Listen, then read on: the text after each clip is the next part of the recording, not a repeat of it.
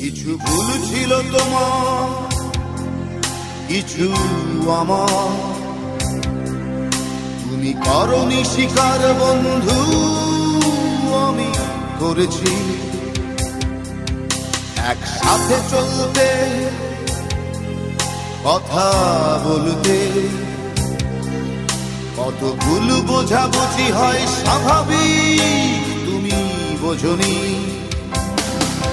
যদি স্বীকার করতে বন্ধু তুমি হতে জয়ী, আমি পরাজয় মেনে নিয়ে ভাবতাম তুমি জয়ী।